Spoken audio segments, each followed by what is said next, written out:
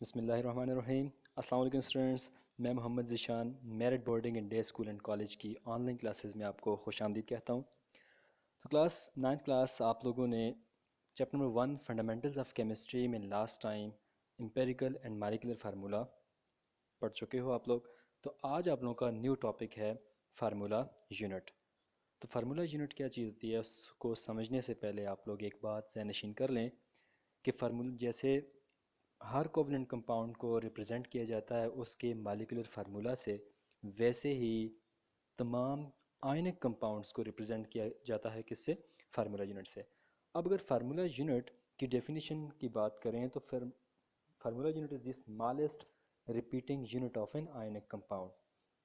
Formula unit क्या है? Smallest repeating unit है, यानी कि एक क्रिस्टल में जो अगर आयनिक लेवल पे बात की जाए तो वो आयंस, अब ये यूनिट सेल है, इसमें आप देख सकते हैं यहाँ पे जो NaCl का क्रिस्टल है इसमें NaCl के मिलियंस एंड बिलियंस के हिसाब से आयंस हैं।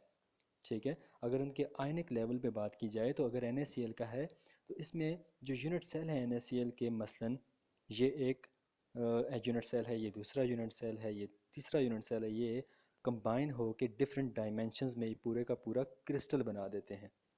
अब एक क्रिस्टल में मिलियंस एंड बिलियंस के हिसाब से आयंस प्रेजेंट होते हैं। ठीक है, तो ये है यूनिट सेल आप लोगों का। दोबारा अगर आप लोग देखें फार्मूला यूनिट क्या है, it is the smallest repeating unit. मैंने कहा था कि ये खुद को रिपीट करते हैं डिफरेंट डायमेंशंस में और क्या बना देते हैं, पूरे का पूरा क्रिस्टल बना देते हैं। ठीक है, और वो जो यूनिट है, ये जो फार्मूला यूनिट है, ये शो किसको करता है? Simple ratio between the ions show करता है। आपने लास्ट टाइम जो एम्पिरिकल फार्मूला पढ़ा था तो वो भी सिंपल रेशो शो करता था लेकिन बिटवीन एटम्स शो करता था, लेकिन फार्मूला यूनिट क्या करता है? सिंपल रेशो शो करता है बिटवीन आयंस। अब फॉर एग्जांपल ये किसका है? सोडियम क्लोराइड का है।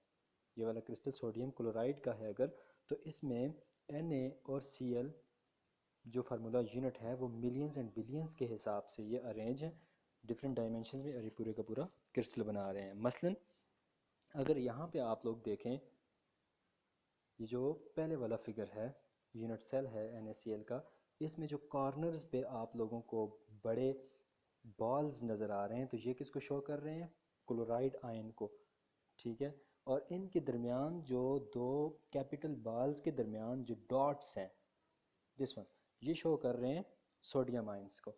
ठीक है, अब सेकंड वाले यूनिट सेल में अगर आप लोग आ जाएं तो इसमें मैंने क्लियरली कॉर्नर्स पे मैंने शो नहीं किए, क्योंकि आप लोगों को जो मैं दिखाना चाह रहा हूँ, आप अगर गौर करें तो ये सेंटर में एक छोटा डॉट है यानी सोडियम आयन है। तो इसके इर्द गिर्द कितने क्लोराइड आयन ने इनको घेरा हुआ है, इनको सराउंड किया हुआ है, तो आप लोग गिन सकते हैं यहाँ पे कितने हैं, 1 2 3 4 5 एंड 6।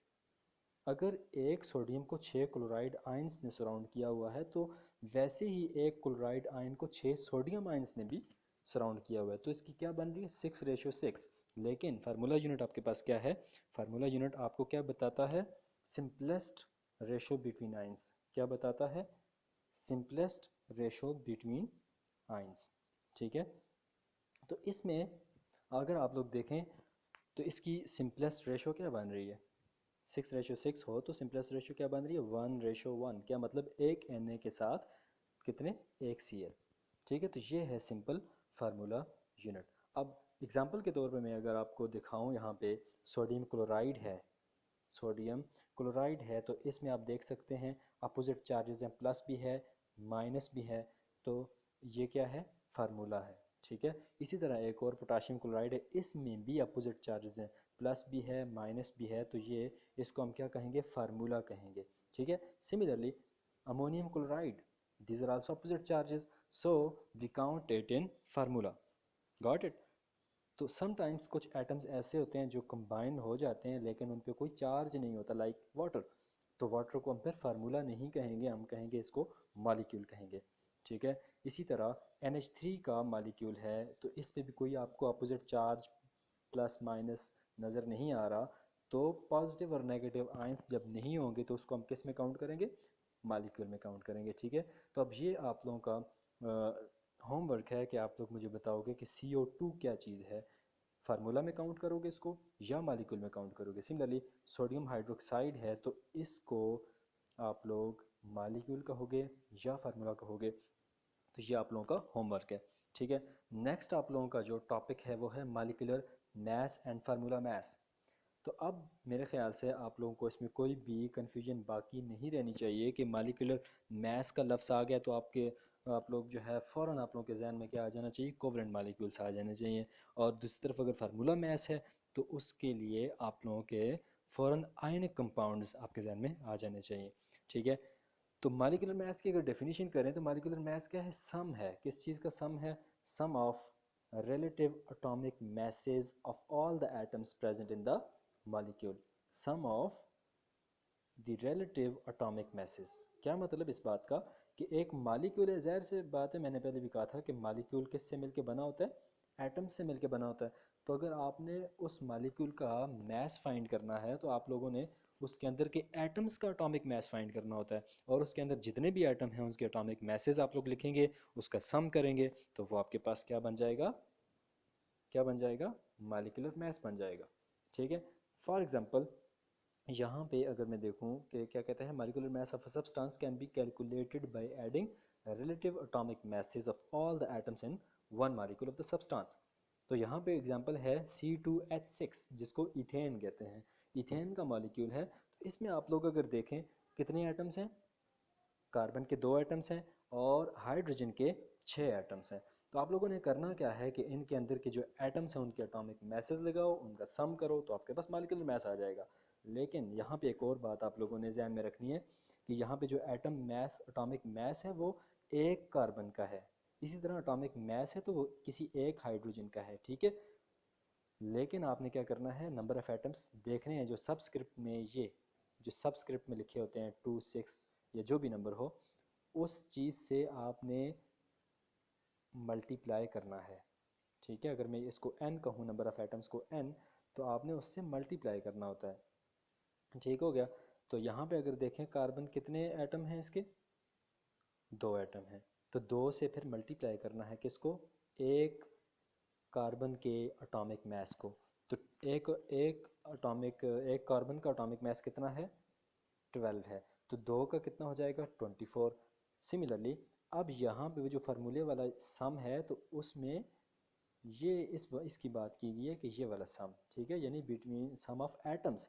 तो कार्बन एक और एटम है, हाइड्रोजन कोई दूसरा एटम है, तो उसको आपने फिर सम करना है। 6 हाइड्रोजन का एटॉमिक मैस कितना हो जाएगा, 6 हो जाएगा, क्योंकि एक हाइड्रोजन का एटॉमिक मैस 1 है। तो 6 का कितना हो जाएगा, मल्टीप्लाई बाय 6 कर दो, 6, 24 प्लस 6, तो आपके पास जो सम है वो क्या आ जाएगा, 30। लेकिन आप लोगों ने उसकी यूनिट मस्ट लिखनी है जो कि AMU में आएगी, एटॉमिक मैस यूनिट में आएगी। ठीक है, तो चलें इसकी मैं आपको एक और एग्जांपल भी करवा देता हूँ। यहाँ पे अगर आप लोग देखें, एग्जांपल के तौर पे मालिकुलर मैस ऑफ वाटर आपने फाइंड करना है, तो कैसे करोगे, सिंपल सी चीज़ है, आप लोगों ने सम करना है, sum of atomic masses of atoms in the water molecule, sum of atomic masses of atoms in the water molecule. तो कौन कौन वाटर मॉलिक्यूल में कौन कौन से एटम हैं, एक जो है हाइड्रोजन का है, एक ऑक्सीजन का है। ठीक है, लेकिन एटम कितने हैं, 2 हाइड्रोजन के एटम हैं, H2 है ना, H2O, तो मतलब 2 हाइड्रोजन के एटम हैं और एक ऑक्सीजन का एटम है। तो आप लोगों ने क्या करना है, हाइड्रोजन का एटॉमिक मैस लिखना है, multiply with number of atoms. Number of atoms कितने हैं, 2, तो 2 से मल्टीप्लाई कर दो 1 को, प्लस एक एटम कितना है, ऑक्सीजन का 1 है, और एक ऑक्सीजन का एटॉमिक मैस कितना है, 16 है। तो 16 को मल्टीप्लाई बाय 1 कर दो, और इन दोनों को आपने क्या करना है, सम करना है। तो आपके पास क्या आ जाएगा, 18 AMU, 18 एटॉमिक मैस यूनिट क्या आएगा, मालिकुलर मैस आएगा वाटर का। ठीक हो गया, तो अब आप लोगों को बहुत हद तक समझ आ गई होगी कि आपने कैसे फाइंड करना है एटॉमिक मैसेज। ठीक है, तो प्रैक्टिस प्रॉब्लम के तौर पे आप लोगों को मैं चेक करूंगा कि आपको कितनी समझ आई। उसके लिए लोगों के लिए एक प्रैक्टिस प्रॉब्लम है, NH3 molecular, find the molecular mass of ammonia NH3। तो इसका आप लोगों ने मालिकुलर मैस फाइंड करना है, और यही आप लोगों की असाइनमेंट भी है।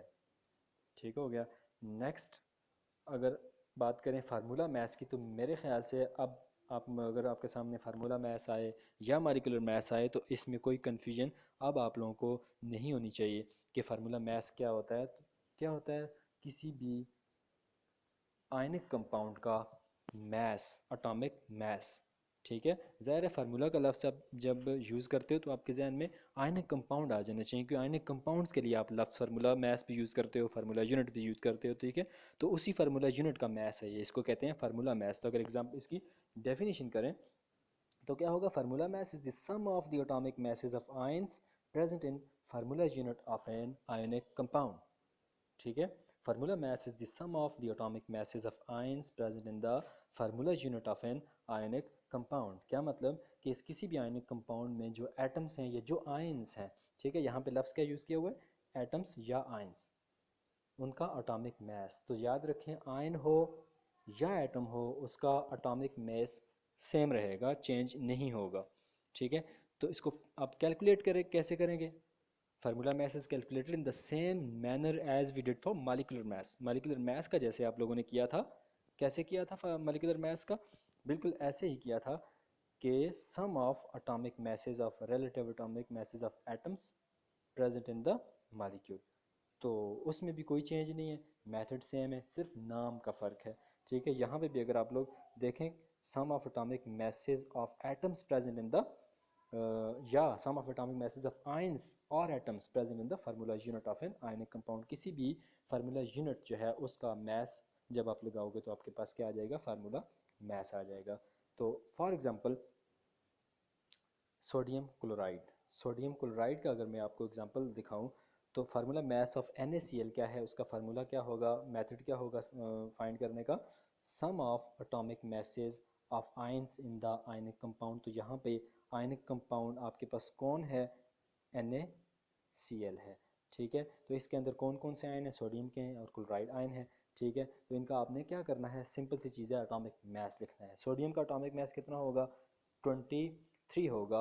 इसी तरह क्लोरीन का या क्लोराइड आयन का एटॉमिक मैस कितना होगा, 35.5। तो आपने क्या करना है, उसको सम करना है और आपके पास इसका फार्मूला मैस फाइंड होके आ जाएगा। 58.5 AMU किसका होगा, NaCl का फार्मूला मैस।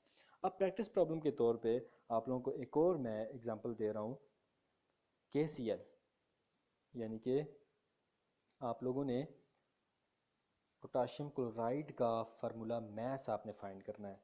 ठीक है, और ये भी आप लोगों की होम असाइनमेंट है। Got it. तो नेक्स्ट एग्जांपल है, calculate the formula mass of a है NH4 होल ट्वाइस SO3 यानी अमोनियम सल्फाइड, और बी है FeNO3 होल ट्वाइस। आप लोगों ने इन दोनों का भी फार्मूला मैस फाइंड करना है, क्योंकि ये फार्मूला यूनिट्स हैं।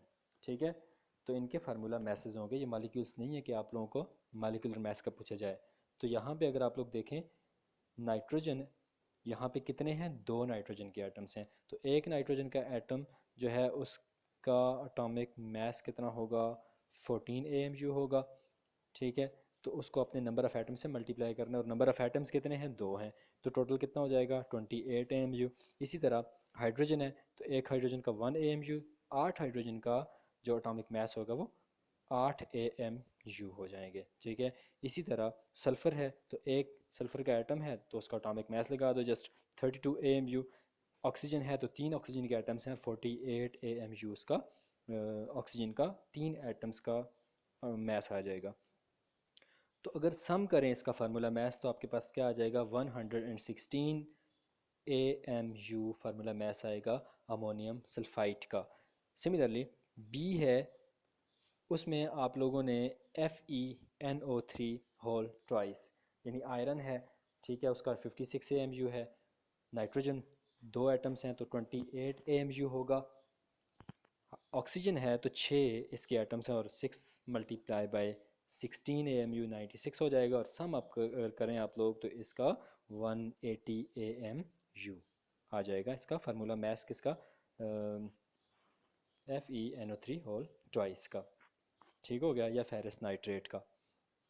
तो चलें अब जल्दी से इसका समराइज़ में कर देता हूँ जो भी आप लोगों ने आज के लेक्चर में पढ़ा। आप लोगों ने पढ़ा आज फार्मूला यूनिट के बारे में। फार्मूला यूनिट क्या होता है? रिपीटिंग स्मॉलेस्ट रिपीटिंग यूनिट होता है। स्मॉलेस्ट रिपीटिंग यूनिट होता है जो शो करता है simple ratio between the ions. ठीक है, ये एक NaCl का क्रिस्टल है, इसमें मिलियंस एंड बिलियंस के हिसाब से सोडियम और क्लोराइड आयंस हो सकते हैं। ठीक है, लेकिन उसकी जो आप रेशो निकालते हो तो वो यूनिट सेल से निकालते हो। ठीक है, ये यूनिट सेल है। अगर सेकंड वाला की बात करें तो इसमें एक सोडियम आयन को 6 क्लोराइड आयन ने सराउंड किया हुआ है। इसी तरह एक क्लोराइड आयन को 6 सोडियम आयंस ने भी सराउंड किया हुआ है। ठीक है, तो 6:6 है। तो क्वेश्चन में आपने इसकी डेफिनेशन में क्या पढ़ा था कि it shows the simple ratio. तो 6:6 तो सिंपल ना हुई, तो उसकी सिंपल क्या होगी फिर? 1:1। तो यानी कि एक Na के लिए एक Cl। Got it. तो नेक्स्ट आप लोगों का एग्जांपल्स कुछ मैंने कराई हैं। NaCl है, आयनिक स्पीशी है, फार्मूला है। जो भी आयनिक स्पीशी हो वो फार्मूला होता है, और जो आयनिक स्पीशी ना हो, न्यूट्रल हो, जैसे H2O है, जैसे NH3 है, ठीक है, जैसे CH4 है, ये सारे क्या हैं? मालिक्यूल हैं।